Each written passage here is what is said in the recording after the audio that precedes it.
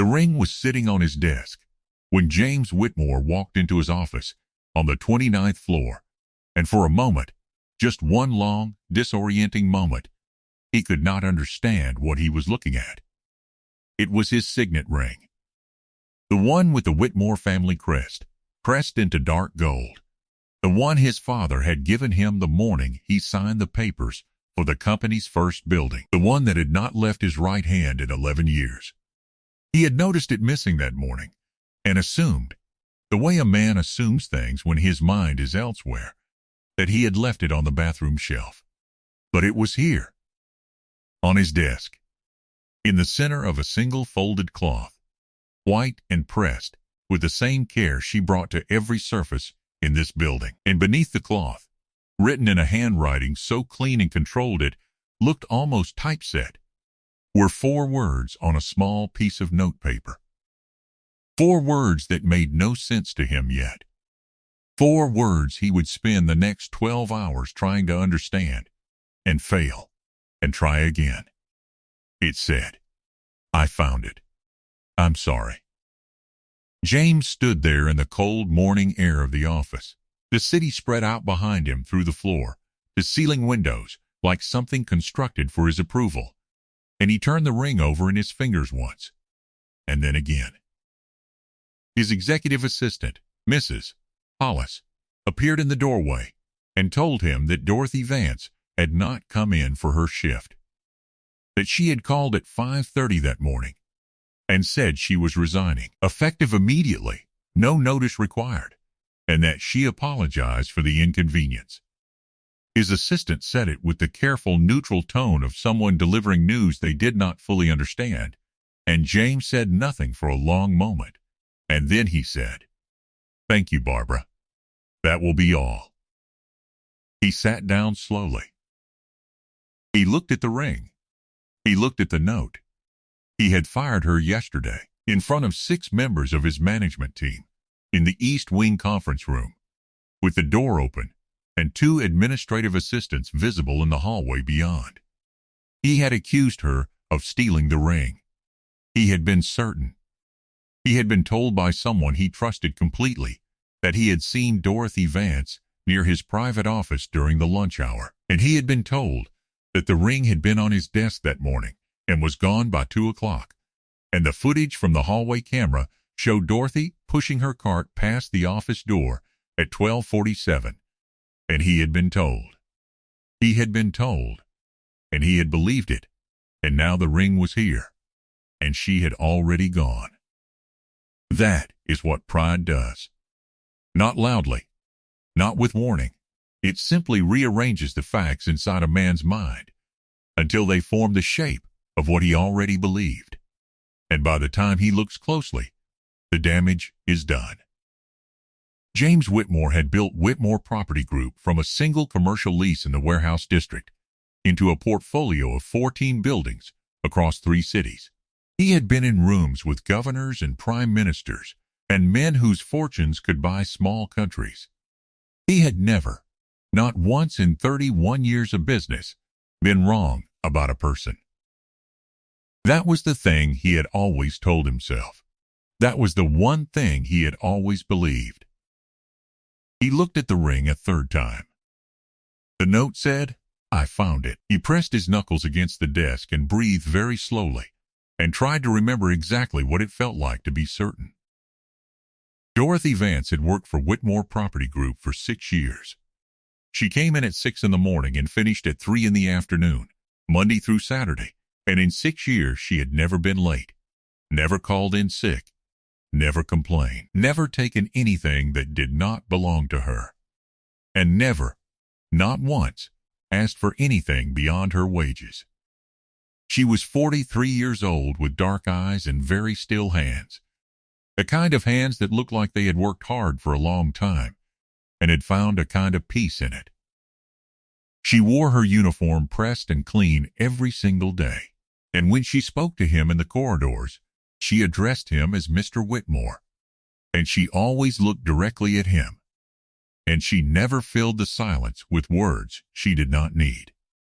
James had noticed her over the years, the way he noticed things that were consistent and reliable, which is to say, he had registered her without truly seeing her, the way you register a sound that has always been there. He had called her into the conference room and stood at the head of the table and told her what she was accused of, and she had stood very straight and listened to all of it without moving. And when he finished, she had said, in that low and very steady voice, "Mr. Whitmore, I did not take your ring. I would never take anything from this building, but I understand that you believe what you have been told, and I understand that this is not a conversation. It is a verdict. So I will go." She had not begged. She had not cried. She had not looked around the room for an ally, because she knew, with the clarity that comes from years of watching how rooms like that one work, that there was none to find. She had stood as straight as she had stood at the beginning, and she had gathered nothing, because she had brought nothing to that room, and she had walked out, and the 6 people at the table had watched, and the 2 women in the hallway had watched, and James had watched, and not one word had been spoken to slow the momentum of what he had already decided. His operations manager, Charlotte Reeves, who had been with the company 8 years and whom he trusted as much as he trusted anyone, had said firmly, the moment Dorothy left, security will escort her from the building. "Mr. Whitmore, I'll arrange for HR to process the paperwork today." And James had nodded, because Charlotte was efficient and thorough and had, for 8 years, handled exactly these kinds of situations with exactly this kind of calm, and he had never had reason to examine the mechanisms behind that calm too carefully. Charlotte Reeves. He turned that name over in his mind now the way he had turned the ring over in his fingers. Charlotte, who had brought him the footage. Charlotte, who had told him about the missing ring before he even noticed it himself. Charlotte, who had suggested, so reasonably, so carefully, that the cleaning staff had been given too much unsupervised access to executive areas. Charlotte, who had been lobbying for 3 months to have the premium cleaning contract moved to an outside agency she had personally vetted. An agency that, James paused, an agency that she had personal connections to, that he had looked into briefly and set aside as unnecessary. He stood up from his desk. He did not call security. He did not call the police. He did not call Charlotte Reeves into his office. He picked up his coat, and he picked up the note, and he took the elevator to the ground floor, and he went to find Dorothy Vance, because something inside him, something older and quieter than pride, needed to understand why. He had her personnel file. He had her emergency contact, which was a woman named Miriam Vance on Alderton Road in the eastern part of the city. He had driven through that part of the city once, years ago, on a wrong turn. He had not thought about it since. He drove himself, which he almost never did, because he needed the silence. He had a driver, had used one for 9 years, but today the thought of another person in the car with him, the thought of someone witnessing whatever was happening on his face, was something he could not accommodate. He took the keys from the valet stand beside the lobby and walked to the car park himself, and the elevator, on the way down, felt very long. The city changed outside his windows the way cities do when you drive east without stopping, gradually, and then all at once. He had lived in this city for 30 years and had never understood, until now, how many cities it contained. The glass and steel buildings gave way to older brick, dark, with decades of weather. The older brick gave way to small commercial blocks with hand-painted signs. A tailor, a pharmacy with an old neon cross that was missing one arm of the letter, a laundrette with shirts visible through the window. The hand-painted signs gave way to residential streets, and the residential streets grew quieter and smaller, and the trees grew less frequent, and the cars parked along the curbs grew older, and the gaps between houses grew narrower, and the front gardens grew more honest, not decorative but used, storing bicycles and bins and the practical evidence of lives lived at close quarters with the cost of everything. He turned off the main road, and the GPS told him he was 3 minutes away.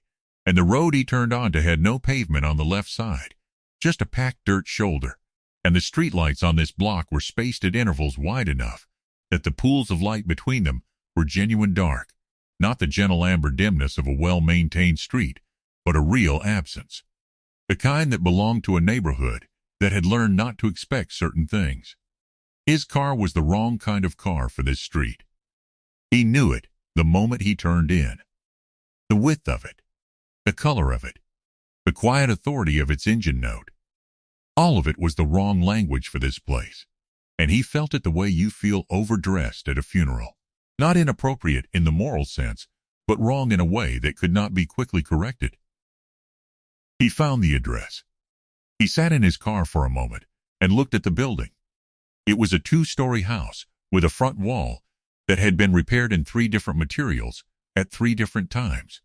Like a patchwork of every crisis the building had survived. The downstairs windows had curtains made from a fabric he could not identify at this distance, but that had been chosen with care. They were straight and even, and whoever had hung them had taken the time to get the lengths right. The front door had a new lock, bright silver against the old wood, the most recently replaced thing on the entire exterior, the one piece of the house someone had spent money on with real urgency. The step below it was swept clean. There was a small light on inside, warm yellow through the curtain. It was just past 5 in the afternoon. He found the address. He sat in his car for a moment and looked at the building. It was a 2-story house with a front wall that had been repaired in 3 different materials at 3 different times. Like a patchwork of every crisis the building had survived. The downstairs windows had curtains. The front door had a new lock, bright silver against the old wood, the most recently replaced thing on the entire exterior, the one piece of the house someone had spent money on with real urgency. There was a small light on inside. It was just past 5 in the afternoon. He got out of his car. He did not know what he was going to say. He walked to the side of the house because something made him stop before he knocked. Something told him to stop and listen first, and he found a gap between the wooden fence panel and the side wall of the house, and he looked through it, and he stopped breathing. The back of the house opened into a narrow concrete yard, and the door was open, and through the door he could see into the kitchen. And the kitchen was small and very clean, and Dorothy Vance was standing at the stove, still in her coat, still carrying what she had carried away from his building, nothing, and a child, a boy who was perhaps 8 years old, came running from somewhere inside the house and threw both arms around her waist before she could even put her bag down, and buried his face against her and said, his voice muffled and warm and entirely, completely happy, Mom, you're home. You're home early. And Dorothy put both arms around him without taking her coat off, and she pressed her face into the top of his head, and she held him for a long moment. And when she lifted her face, there were tears on it that she had not made any sound for. James did not move. A girl appeared in the kitchen doorway, older than the boy, perhaps 13, with the same dark eyes as her mother. She was holding a smaller child on her hip, a little girl not yet 2, and she looked at Dorothy and said, quietly, he was asking about you all afternoon. I know, Dorothy said. I'm here. What happened? The girl asked. You said 3 o'clock. Something changed at work, Dorothy said. Come here. The girl came, and Dorothy put one arm around her, still holding the boy with the other, and the small child on the girl's hip reached out and patted Dorothy's face with one open palm, and Dorothy caught that hand and kissed it, and said nothing for a long moment, and then said, to no one in particular, and to all of them, we're going to be all right. James pressed his back against the outside wall of the house. He could not see the street. He could not see his car. He could not see anything except the inside of his own chest, which felt like something had been pushed through it with great force, and was only now, on the way out, starting to register his pain. He had known from the file that her husband was deceased. It was a single line in the HR record. Thomas Vance, listed as next of kin, with a cross through, and the word deceased and a date 4 years ago. He had not thought about what that line meant. He had not thought about what a woman with 3 children and a deceased husband did with a cleaner's wage and a 6-day work week, or what she went home to, or what she was holding together every single day with those very still hands. Then the boy said something, and James Whitmore, who had stood in rooms with governors and prime ministers and men whose fortunes could buy small countries, who had never cried in front of anyone in 31 years of business, who had not cried since his father's funeral, felt something give way inside him so completely that he had to press both hands flat against the wall behind him to remain standing. The boy had looked up at his mother in that warm and completely trusting way that only children of that age look at the people they belong to entirely, and he had said, "Mom, does Dad know you got fired? Does he know from heaven? Is he watching right now?" The silence that followed lasted only 4 seconds. It felt like a year. Dorothy said, very quietly, "He always watches, and he is always proud of you. Don't ever stop knowing that." James walked back to his car. He sat in the driver's seat and put both hands on the wheel and could not start the engine. His hands were shaking in a way he had never felt before. Not from cold, not from effort, but from something that had no physical source, something that was happening inside a part of him that did not usually register on the surface. He sat there for a long time, long enough that the light outside changed, long enough that through the kitchen window, which he could see at an angle from the car, he watched Dorothy serve 3 plates of food, and watched the children eat, and watched her sit with them, and watched her laugh once at something the boy did with his spoon, and watched her be, very quietly and without any audience, the thing she was every single day. The thing that had never shown up in any performance review or inventory report or hallway security camera. He drove back to the city. He called his head of building operations, Arthur Finch, who had been with the company since the beginning, and who James trusted in the way you trust a person whose silence has always been worth more than other people's words. He told Arthur he needed the master access logs from the executive floor for the last 3 weeks.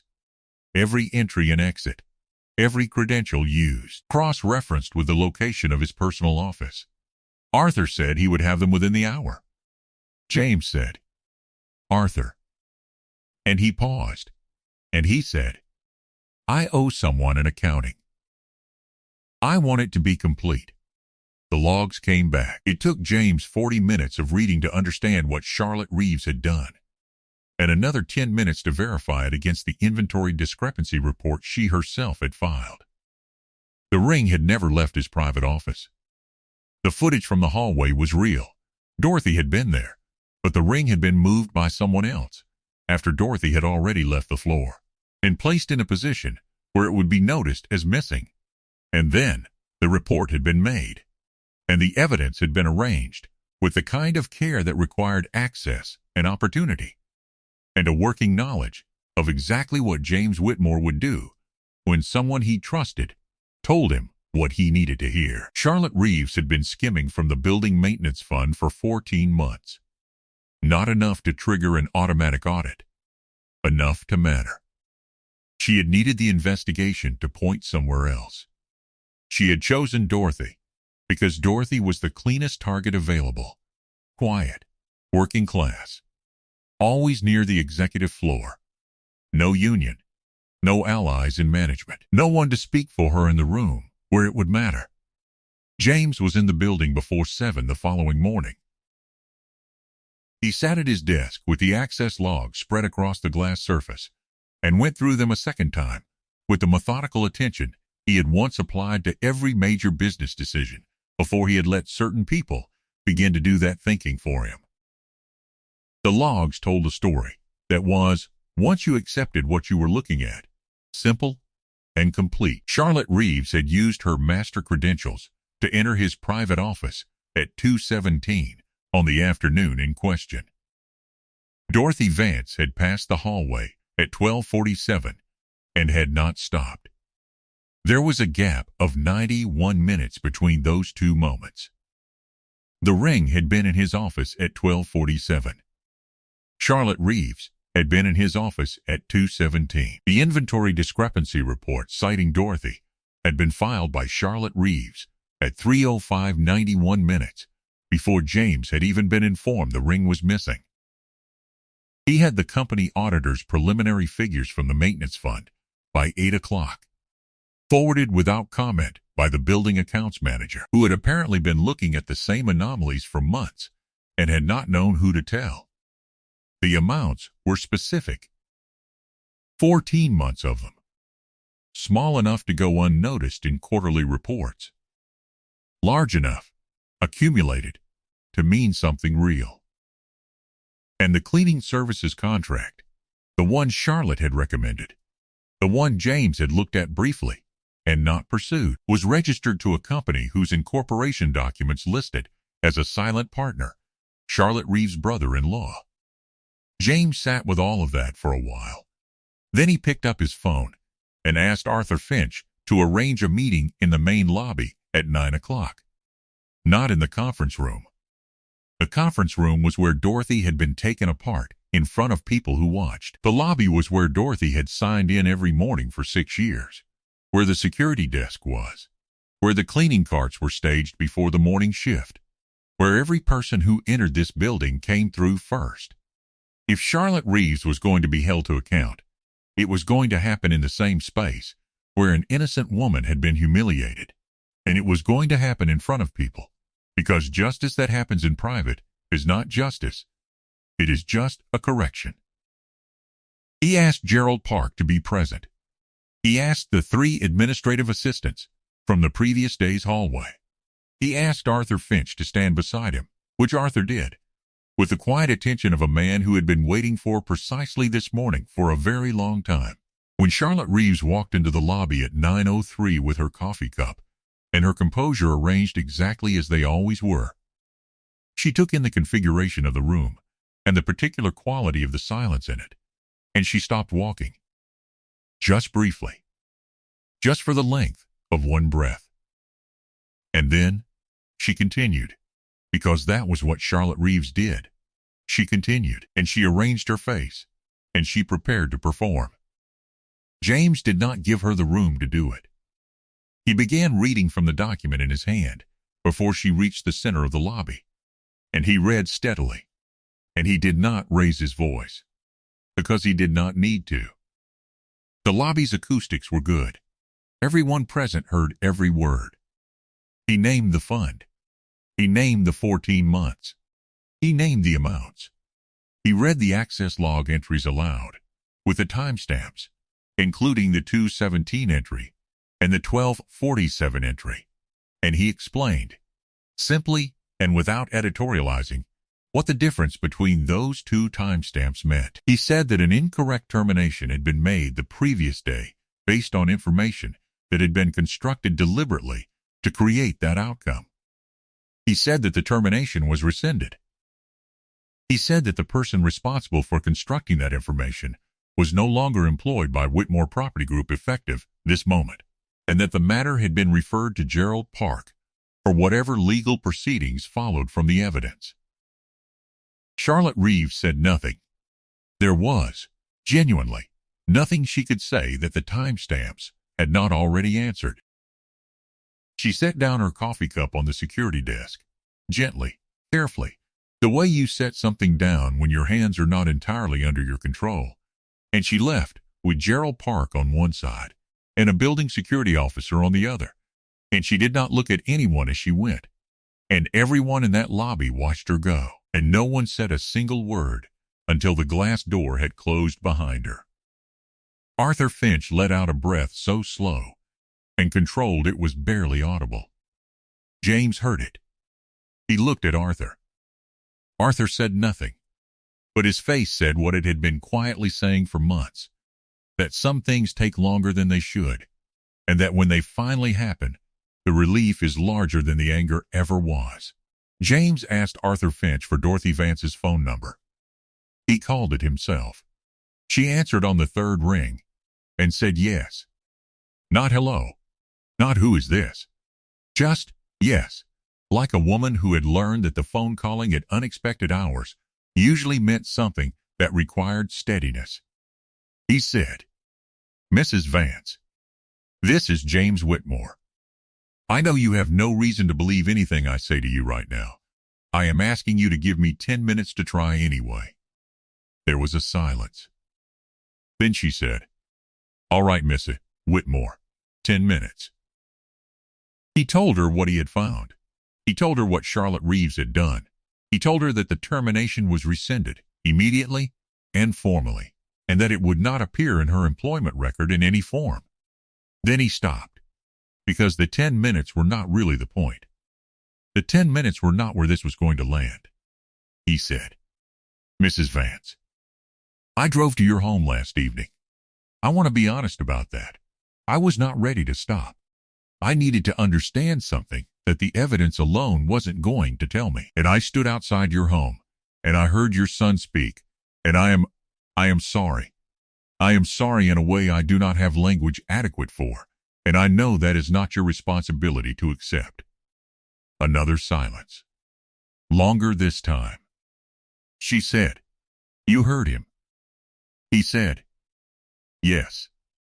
She said very quietly, Then you understand why I couldn't explain myself in that conference room. Some things are too large to defend in front of an audience. He said, I do. I understand that now. She said, What do you want, Mr. Whitmore? He said, I would like you to come back. Not to push a cart. I would like you to come back as director of the newly formed Employee Care and Welfare Division of Whitmore Property Group. It does not exist yet. I would like you to build it. There will be a formal contract, a title, a salary commensurate with the role, and benefits that extend to your family. I am not offering you charity, Mrs. Vance. I am offering you a job that you have already demonstrated you understand better than anyone currently employed in this building. The contract will be ready for your review whenever you are ready to see it. She did not answer immediately. He heard, faintly, in the background, the sound of a small child, making the particular sound of a child who has just woken up and not yet decided how they feel about it.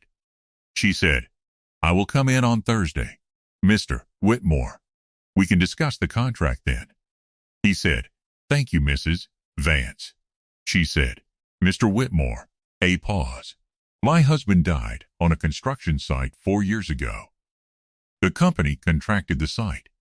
I don't know if you ever knew that. I'm not telling you so that you feel worse. I'm telling you because it is the truth. And the truth should be something people in the same room are allowed to know. James sat with that for a very long moment after the call ended. The truth should be something people in the same room are allowed to know. He wrote it down on the same notepad where he still had her 4 words from the morning. He did not throw either piece of paper away. The Thomas Vance Safety and Dignity Fund was announced 3 weeks later, in the same lobby where Charlotte Reeves had been walked out of the building. It was structured to provide emergency medical coverage, legal assistance, and educational support to the families of every hourly and contract worker in the Whitmore Property Group portfolio. It was not named after the company. It was not named after the man who created it. It was named after a 47-year-old construction worker who had gone to a site one morning 4 years ago and had not come home, and whose children were being raised by a woman with very still hands who had never once, in 6 years of daily labor, taken a single thing from a building that was not hers. At the announcement, James spoke for 7 minutes. Dorothy sat in the front row with her 3 children, Oliver, who was 8, and Miriam, who was 13, and small Ellie, who was almost 2, and who spent most of the event asleep against her mother's shoulder. Arthur Finch stood in the back, the way Arthur Finch always stood, quiet and watching, with an expression of such complete relief that anyone who knew him would have recognized it immediately as the face of a man who had been waiting a long time to see the right thing happen. Dorothy did not give a speech. When the announcement was over and the small crowd began to move, she stood, and she adjusted Ellie on her shoulder without waking her. And she walked to where James was standing, and she held out her hand, and he shook it, and she said, "He would have liked his name on something that helped people. Thank you for that."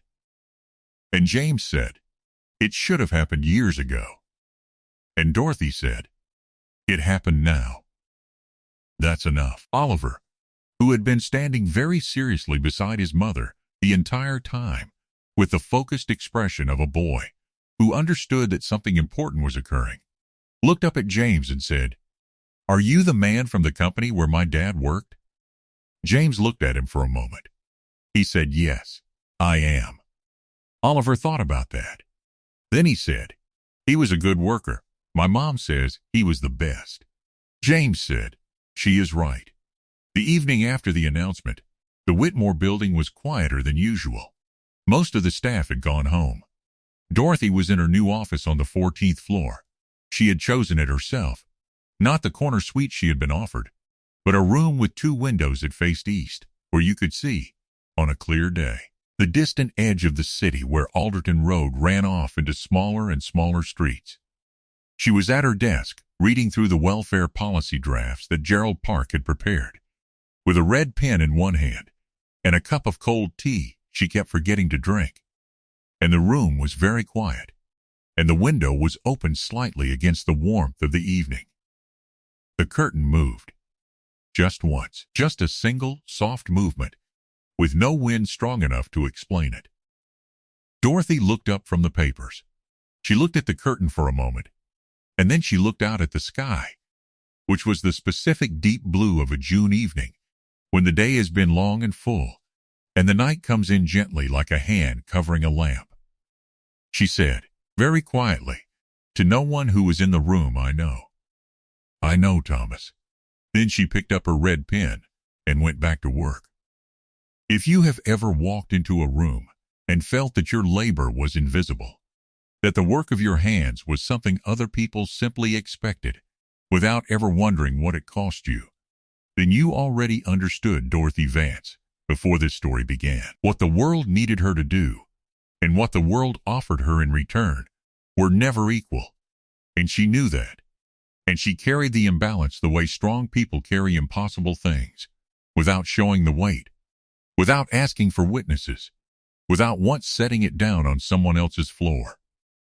What she carried out of that building every evening for 6 years, in her hands, in her chest, in the press of a curtain at the end of a long day, no camera in any hallway could ever have recorded. And the man who finally saw it only did so because he was willing, at last, to stop being certain, and to follow, and to listen, and to let what was true be larger than what he had already decided. That is not a small thing for a proud man to do. It is, perhaps, the largest thing any of us ever learns to do. And it is the only thing capable of turning a name on a building into something a child can be proud of, and a mother can carry gently into the evening, and a family can sit down together at a table and feel, for the first time in a long time, that the people they have lost are not entirely gone, because something they stood for is still, quietly and carefully, standing.